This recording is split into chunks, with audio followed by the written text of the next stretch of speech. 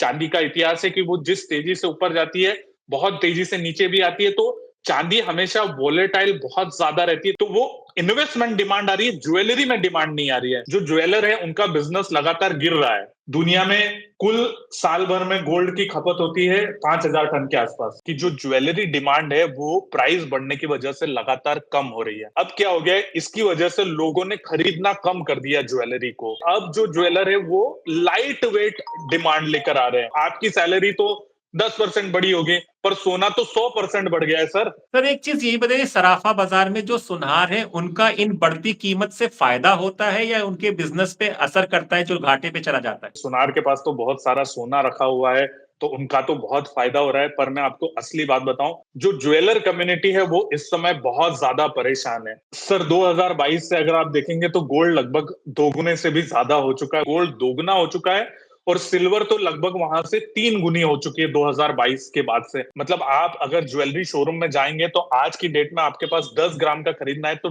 1.5 लाख रुपया होना चाहिए। सर तो फिर ये चांदी एकदम सोने से आगे निकल गई तो इसका असर हमारे बैलेंस ऑफ पेमेंट पे पड़ेगा, और जब रुपया गिरावट पे होगा तो जो डॉलर में रिटर्न है फॉरेन इन्वेस्टमेंट का वो कम हो जाएगा। तो वो लोग कैपिटल देश से बाहर निकालना शुरू करेंगे और उससे फिर रुपया और कमजोर हो जाएगा। और जो हमारे यहाँ पे अंदरूनी जो इन्वेस्टर हैं वो एक क्राइसिस में आ जाएंगे, क्योंकि वो अनिश्चितता के दौर से गुजरेंगे कि क्या होने वाला है, कैसे होगा, संभलेगा नहीं संभलेगा।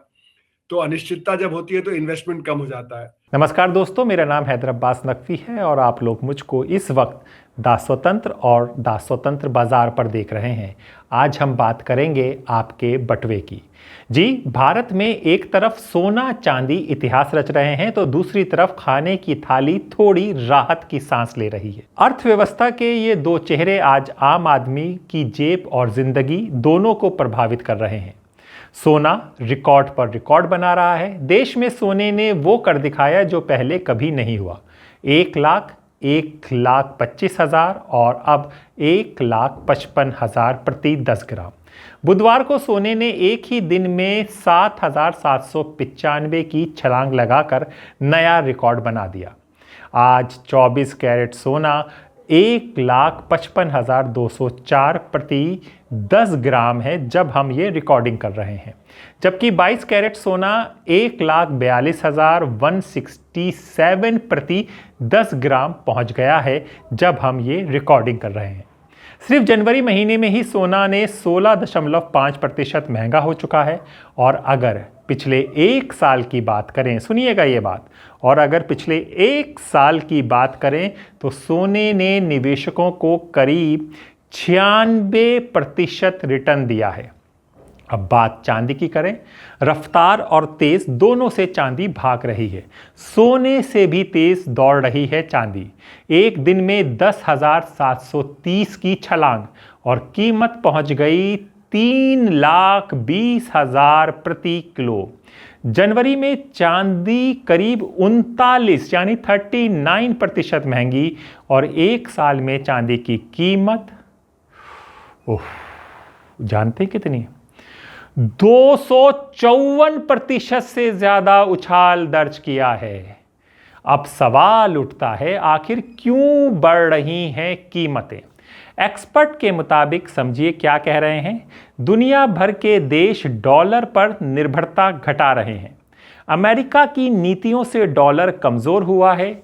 जियोपॉलिटिकल तनाव और आर्थिक अनिश्चितता एक मेन कारण है। सोना चांदी बन रहे हैं, सुनिए ये बात, सोना चांदी बन रहे हैं नई सुरक्षित करेंसी।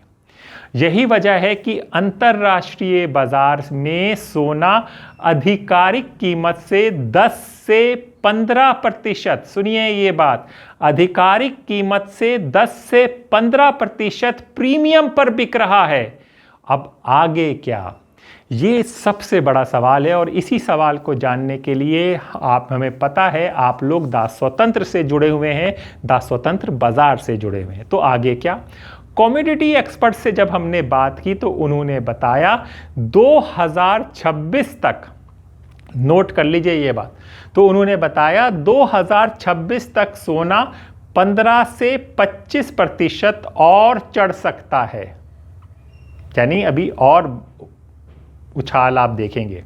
और चांदी में वहीं सुनिए ये बात फिर नोट कर लीजिए, ये स्वतंत्र बाजार में जो कहा जा रहा है, चांदी में 60 से 70% तक उछाल संभव है कि जो ज्वेलरी डिमांड है वो प्राइस बढ़ने की वजह से लगातार कम हो रही है।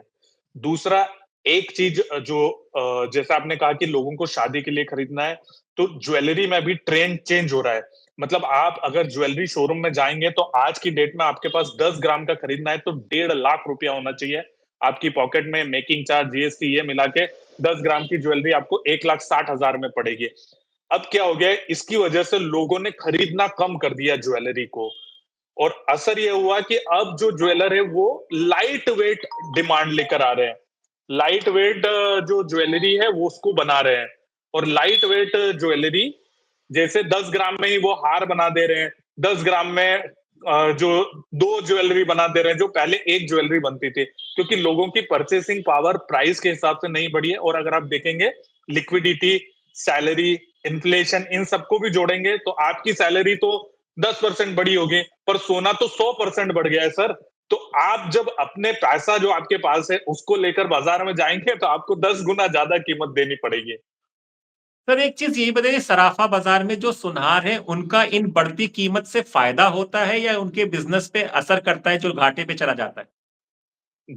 सर बहुत सारे लोगों में ये भ्रांति है कि सुनार के पास तो बहुत सारा सोना रखा हुआ है तो उनका तो बहुत फायदा हो रहा है, पर मैं आपको असली बात बताऊं, मैं लगातार पूरे दुनिया में भी घूमता हूं, देश में भी जितने बड़े शहर है वहां पर जाता हूं, बड़े ज्वेलर्स, मैन्युफैक्चरर, होलसेलर सभी से मेरी चर्चा होती है।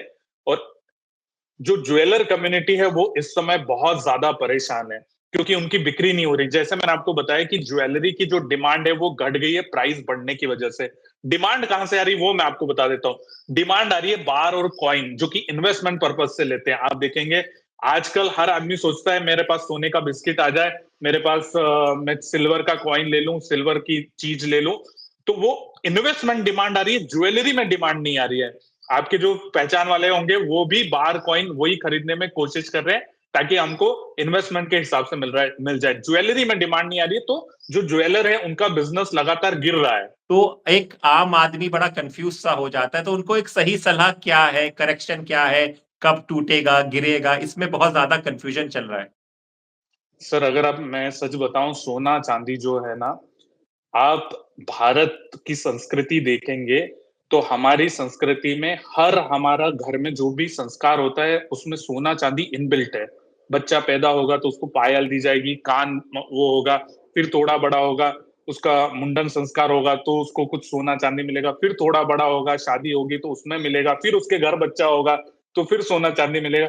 तो हमारे पूर्वजों ने इन्वेस्टमेंट पर्सपेक्टिव से, पहले तो इन्वेस्टमेंट के म्यूचुअल फंड शेयर थे नहीं, तो लोगों ने क्या किया कि कैसे घर में हमारे एसेट बने, तो ये एसेट को एक हथियार के रूप में भारत ने बहुत पहले ही आइडेंटिफाई करके हमारे घर में सोना पड़ा हुआ है। आज की डेट में आप देखेंगे 25 से 30 हजार टन का आंकड़ा बोला जाता है, पर वो भी कम है, उससे कई गुना ज्यादा सोना भारत में मौजूद है। तो इन्वेस्टमेंट अगर आपको करना है तो कभी भी मत नहीं सोचना चाहिए, क्योंकि लॉन्ग टर्म के लिए। और भारत में मैं अभी क्योटो में गया था एक, और दुबई में भी गया था, वहां पे बड़े बड़े एनालिस्टों से मेरी बात हुई। उनका ये मानना है कि भारत में सोना खरीदते नहीं है लोग, भारत में सोना ओन करते हैं। करना और खरीदने का अंतर भी मैं आपको समझा देता हूं। ओन करना है मतलब आप बेचने के लिए नहीं खरीद रहे हैं, और इसलिए गोल्ड जो है इंडिया में ओन किया जाता है, बाय नहीं किया जाता। यूरोप में क्या होता है, बाय करते हैं, मतलब आपको कुछ रिटर्न मिलेगा तो आप उसको बेच देंगे। तो भारत में हमेशा ओन किया, और यही चीज यूरोप वाले चाह रहे कि ये चीज, सेम चीज हमारे यहाँ भी होनी चाहिए। अब ऐसे में देश और दुनिया की अर्थव्यवस्था इस वक्त 3 बड़े झटकों से गुजर रही है। पहला, शेयर बाजार लड़खड़ा रहा है, रुपया कमजोर पड़ता जा रहा है और सोना चांदी आसमान छू रहे हैं। शेयर बाजार 1300 अंक की गिरावट। जी हां, बुधवार को मुंबई के दलाल स्ट्रीट पर हालात बेहद अस्थिर रहे। जी सुनिए, सेंसेक्स दिन के कारोबार में तकरीबन 1300 अंकों तक टूटा, 1300 अंकों तक, और आखिरकार 82,000 के नीचे बंद हुआ। कारोबार के कुछ ही घंटों में बाजार 300 अंक ऊपर से सीधे गहरे लाल निशान में पहुंच गया। निवेशकों में घबराहट साफ दिखी।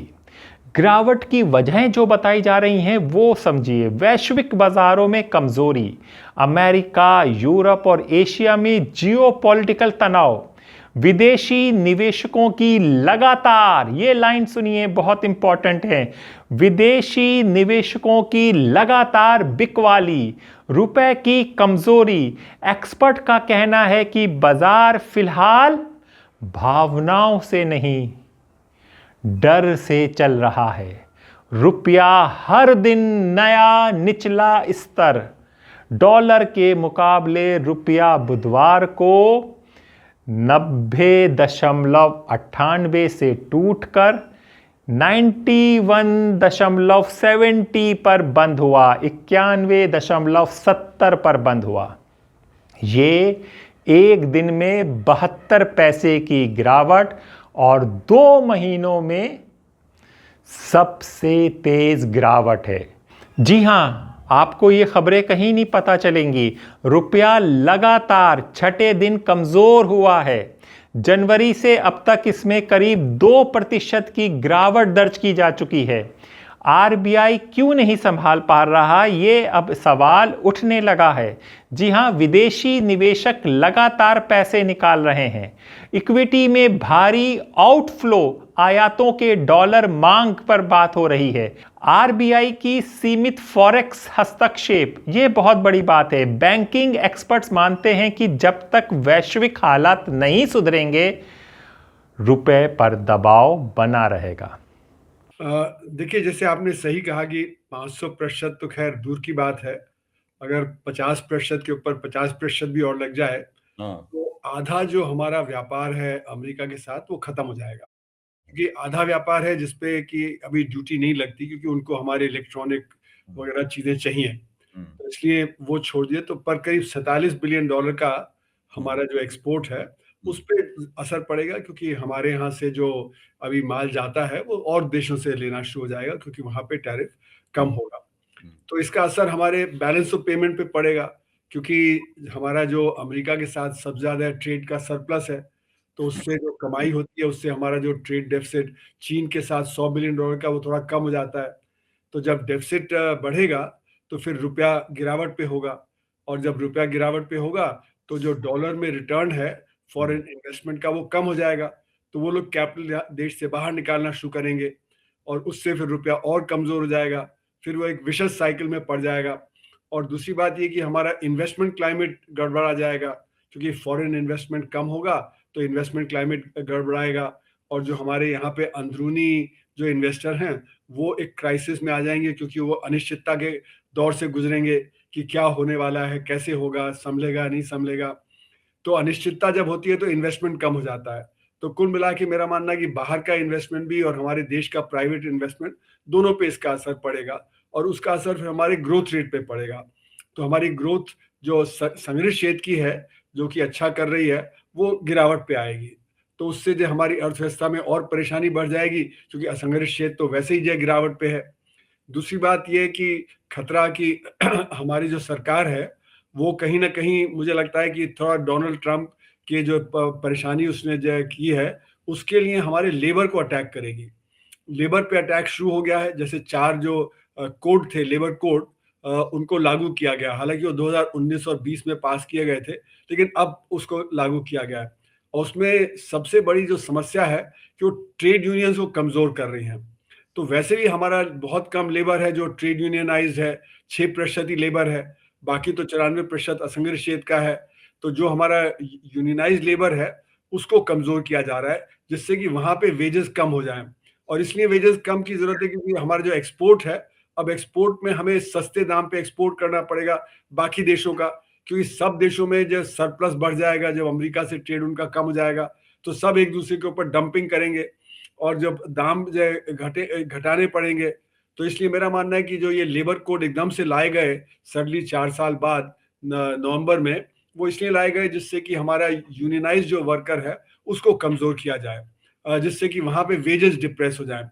उसी तरह हमारा कृषि का बाजार भी खोलने की बात है क्योंकि जो ट्रम्प कह रहे हैं कि आपका कृषि का बाजार खोलना चाहिए, और इसीलिए जो रूरल एम्प्लॉयमेंट गारंटी स्कीम है उसको ये नई VBG रामजी बिल से रिप्लेस किया जा रहा है, जिससे कि हमारा जो वर्कर है कृषि में वो भी कमजोर हो, और जो हमारे जो बेटर ऑफ किसान हैं जो चाहते हैं कि वेजेस ना बढ़े रूरल एरियाज में, जिससे कि उनका प्रॉफिट बढ़े, तो ये भी बात है कि ये रूरल जो वर्कर है उसको भी कमजोर किया जा रहा है। तो कुल मिला के ये जब होगा तो इससे गैर बराबरी देश में और बढ़ जाएगी, क्योंकि जब वर्कर की वेजेस कम होगी और रियल टर्म्स में, और दूसरी तरफ जो हमारा कैपिटल है वो कोशिश करेगा कि उसका प्रॉफिट कम ना हो, तो जो गैर बराबरी बढ़ने से असर क्या होगा कि हमारी जो डिमांड है अर्थव्यवस्था में वो और कमजोर हो जाएगी। वैसे ही डिमांड की कमजोरी है, इसीलिए जो हमारा जो कैपेसिटी यूटिलाइजेशन है RBI का वो 70 और 75 के बीच में ही घूम रहा है बहुत सालों से, तो वो अगर गिरेगा तो फिर इन्वेस्टमेंट पे और असर पड़ेगा। तो कई तरह से हमारे देश पे इसका असर पड़ने वाला है, क्योंकि एक्सपोर्ट जो मार्केट है वो उतना निश्चित नहीं है। दूसरी चीज जो बात हमने शुरू की थी, सोना चांदी सुरक्षित निवेश की दौड़ में है। जब शेयर बाजार और रुपया कमजोर पड़ते हैं, समझे आप, जब शेयर बाजार और रुपया कमजोर पड़ता है तो निवेशक सबसे पहले सोना चांदी की ओर भागते हैं, और यही इस वक्त हो रहा है। अब अंतरराष्ट्रीय बाजार में क्या हो रहा है वो भी समझ लीजिए। सोना $4,900 प्रति औंस, चांदी $95 प्रति औंस, दोनों धातु अपने ऑल टाइम हाई के बेहद करीब हैं। तो हाई पर पहुंचेंगे कि नहीं पहुंचेंगे, हमें कमेंट बॉक्स पर लिखकर बताएं। भारत के हालात फिर से आपको समझ लीजिए। सोना 1.5 लाख प्रति 10 ग्राम से ऊपर चल रहा है, चांदी 3,20,000 रुपये प्रति किलो चल रही है। चांदी की कीमतें पिछले 9 दिनों में तेजी से बढ़ रही हैं। तेजी की असली वजह वही बताया जा रहा है, जियोपॉलिटिकल अनिश्चितता, ट्रेड और सप्लाई चेन में बाधा, चांदी में डिमांड सप्लाई से ज़्यादा, रुपए की कमज़ोरी। मार्केट एक्सपर्ट साफ कहते हैं, जब डर बढ़ता है, सुनिए क्या बात है, मार्केट एक्सपर्ट क्या कह रहे हैं, जब डर बढ़ता है सोना चमकता है। आज की स्थिति साफ इशारा कर रही है, बाजार अस्थिर है, रुपया दबाव में है, सोना चांदी सुरक्षित ठिकाना बन चुके हैं। आम निवेशकों के सामने सवाल यही है, जोखिम उठाएं या सुरक्षा चुनें, और यही फैसला आने वाले दिनों में बाजार की दिशा तय करेगा। लेकिन हम स्वतंत्र हैं, हमने आपको एक हकीकत बता दी, दूसरी हकीकत भी हम आपको बता दें, इससे शायद आपको थोड़ी राहत मिलेगी। जी हाँ, दूसरी तरफ राहत की खबर है, जहां सोना चांदी महंगे हो रहे हैं वहीं खाद्य महंगाई फिलहाल काबू में है। जी हाँ, इसे अर्थशास्त्र की भाषा में कहा जा रहा है गोल्डी लॉक सिचुएशन, यानी ना ज़्यादा गर्मी ना ज़्यादा ठंड, मौसम बिल्कुल अनुकूल, अच्छा मॉनसून, संतुलित तापमान और मजबूत सरकारी भंडार के चलते गेहूं, दाल और सब्जियों की पैदावार बेहतर रहने की उम्मीद है। नतीजा क्या होगा, खाने पीने की चीज़ों की कीमतों पर दबाव कम होगा। तो ये है कि कम से कम आपकी दाल रोटी सब्जी चलती रहेगी, सोने के चक्कर में पड़ें या ना पड़ें, चांदी लें या ना लें, लेकिन दाल रोटी जो कमा रहे हैं आप खा लेंगे, ये एक अच्छी खबर है। फूड इन्फ्लेशन के दोबारा उछाल की संभावना फिलहाल कम दिख रही है। जी हाँ, ये एक थी, लेकिन एक तरफ सोना चांदी निवेशकों की पहली पसंद बन चुके हैं, दूसरी तरफ खेतों से राहत की खबर है। तो सवाल बस इतना है, क्या आम आदमी की आमदनी भी सोने की रफ्तार पकड़ पाएगी? क्या आपकी हमारी आमदनी, इनकम, कमाई, क्या सोने चांदी की रफ्तार पकड़ पाएगी? अभी तो मुश्किल लग रहा है, और यही सबसे बड़ी चुनौती है। नमस्कार।